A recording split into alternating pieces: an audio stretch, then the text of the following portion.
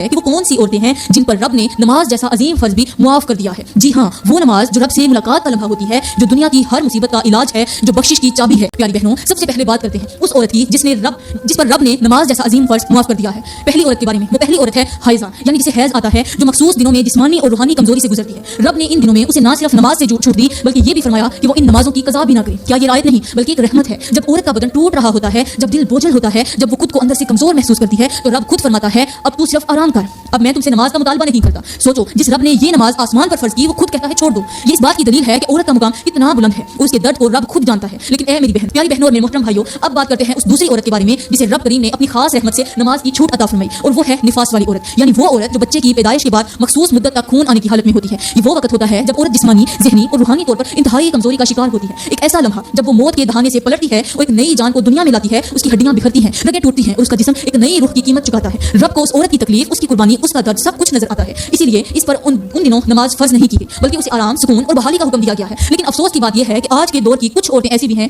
جو نفاس کی حالت میں بھی نماز چھوڑنے پر شرمندہ نہیں ہوتی، بلکہ جب یہ مدت ختم ہو جاتی ہے تب بھی وہ سستی کا شکار رہتی ہے اور ان کے لیے کوئی عذر باقی نہیں بچتا. چلو پیاری بہنوں، ایسی عورت کو تو رب نے خود آرام دیا، خود نماز معاف کی، لیکن ان صحت مند، تندرست اور خوشحال عورتوں کا کیا بنے گا جو اذان سن کر بھی سوتی رہتی ہیں، جو بچوں کے ساتھ کھیلنے، ٹی وی دیکھنے یا موبائل چلانے میں تو مصروف رہتی ہیں مگر رب کے سامنے جھکنے کا وقت نہیں نکال پاتی. یاد رکھو، نفاس والی عورت کی نماز اس کے حق میں معاف ہے، لیکن سستی کرنے والی عورت کی نماز اس کے حق میں جرم بن جاتی ہے. نماز چھوڑنے والی کا دل ایسا ہو جاتا ہے جیسے سوکھا ہوا پتا جو نہ کسی کو چھاؤں دے سکتا ہے نہ ہی کوئی پھل. ایسا دل رب کے نور سے خالی رہتا ہے. اگر ہم اپنے معاشرے پر نظر دوڑائیں تو پتہ چلتا ہے کہ ہم نے رب کے دیے گئے رخصت کو عادت بنا لیا ہے.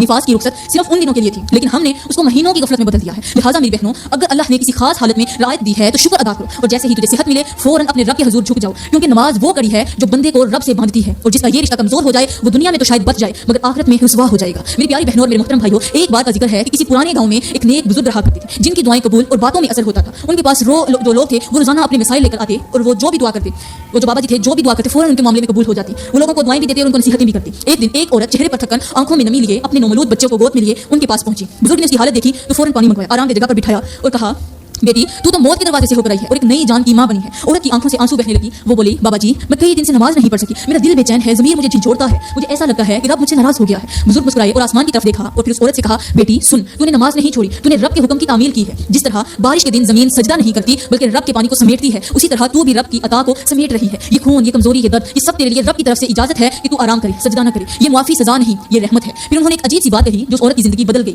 کہ اے بیٹی، جیسے ہی یہ مدت ختم ہو جائے اگر تو سستی کرے، غفلت برتے اور رب کی طرف واپس نہ لوٹے تو سمجھ لے کہ اس نے جو تجھے آیت دی تھی وہ اب امتحان بن جائے گا، اور جو آیت میں نافرمانی شامل ہو جائے وہ رحمت نہیں عذاب کا دروازہ بن جاتی ہے. اس دن کے بعد وہ عورت جب بھی اذان سنتی، بچے کو سینے سے لگاتی، وضو کرتی، آنکھوں میں آنسو لیے رب کے حضور سجدہ کرتی. اس کی زندگی سنور گئی، گھر میں برکت آئی اور ہر دعا قبول ہونے لگی. تو پیاری بہنوں، رعایت کو بہانہ نہ بناؤ اور سہولت کو غفلت نہ سمجھو، کیونکہ جو وقت رب نے تمہیں آرام کے لیے دیا ہے وہ تمہاری بندگی کا حصہ ہے، لیکن جو وقت تمہیں آزمانے کے لیے دیا گیا ہے وہ تمہاری عبادت سے طے ہوگا. تو پیاری بہنوں اور میرے محترم بھائیوں، اب بات کرتے ہیں تیسری ایسی عورت کی جس پر رب نے نماز معاف کر دی ہے. وہ عورت جس کی حالت ایسی ہوتی ہے کہ خود اس کا جسم سجدہ کرنے کے قابل نہیں رہتا. وہ نہ کھڑی ہو سکتی ہے، نہ بیٹھ سکتی ہے، نہ وضو کر سکتی ہے اور نہ مکمل ہوش میں ہوتی ہے. جی ہاں، وہ عورت جو شدید بیماری میں مبتلا ہو، بستر سے لگی ہوئی ہو، آنکھوں میں آنسو، ہونٹوں پر آہیں اور دل میں صرف یہی خواہش ہو کہ کاش میں بھی سجدے میں گر جاؤں، لیکن اس کا جسم ساتھ نہ دے. ایسی عورت پر رب نے اپنی رحمت سے نماز کو معاف کر دیا ہے کیونکہ وہ بیمار ہے اور اللہ ہر نفس پر اس کی طاقت سے زیادہ بوجھ نہیں ڈالتا. لیکن یہاں ایک بڑی حقیقت چھپی ہے، وہ یہ کہ نماز کا معاف ہونا بدن کی کمزوری سے ہے، نیت کی کمزوری سے نہیں. اگر نیت زندہ ہے تو رب راضی ہے. چلو پیاری بہنوں، ایسی عورت پر تو نماز معاف ہے، لیکن سوچنے کی بات یہ ہے کہ وہ عورتیں جو تندرست ہیں، صحت مند ہیں، سانسیں چل رہی ہیں، ہاتھ پاؤں بھی سلامت ہیں مگر پھر بھی نماز نہیں پڑھتی، تو کیا ان کے پاس بھی کوئی معافی ہے؟ کیا ان کے دلوں میں خوف خدا ہے یا نہیں؟ کیا ان کے جسم بیماری کے بستر پر ہیں یا ان کے دل سستی کے بستر پر؟ بیماری کا سجدے سے روک دینا سمجھ آتا ہے لیکن غفلت کا روکنا یہ دل کو تباہ کر دیتا ہے. دیکھو، جیسے ایک درخت ہوتا ہے جو سوکھ چکا، بارش پڑتی ہے مگر وہ ہرا نہیں ہوتا کیونکہ اندر سے مر چکا ہوتا ہے، ویسے ہی وہ دل جو نماز سے دور ہو جائے وہ قبر میں اندھیرے کی لکڑی بن جاتا ہے جو نہ روتی ہے نہ جلتی ہے، بس جلائی جاتی ہے.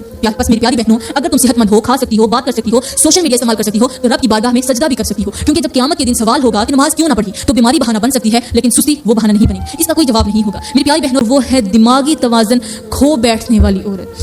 وہ عورت جو ہوش و حواس میں نہیں رہتی، جو اس دنیا میں ہو کر بھی دنیا سے بے خبر ہو جاتی ہے، جسے نہ دن کا پتہ ہوتا ہے نہ رات کا، نہ وقت کا اندازہ ہوتا ہے نہ حالات کی سمجھ، جو اپنے جسم کے کپڑوں کو بھی خبر نہیں پاتی. ایسی عورت پر اللہ نے نماز فرض ہی نہیں کی کیونکہ نماز عقل والوں پر فرض ہے، شعور والوں پر، ہوش رکھنے والوں پر. لیکن یہاں ٹھہر کر ایک لمحہ ضرور سوچنا کہ وہ عورت جس کا ذہن مفلوج ہو چکا ہے، جس پر دنیا کی باتیں اثر نہیں کرتی رکھتی وہ اگر نماز نہ پڑھے تو کوئی پوچھنے والا نہیں، مگر وہ عورت جو عقل و فہم رکھتی ہے، جو ہر وقت سوشل میڈیا، ٹک ٹاک، انسٹاگرام استعمال کرتی ہے، جو ہر وقت آن لائن رہتی ہے، جو ٹی وی پر ڈراموں کی قسطیں تو یاد رکھتی ہے، اگر وہی نماز چھوڑ دے تو اس کی غفلت سے بڑا جرم اور کیا ہو سکتا ہے۔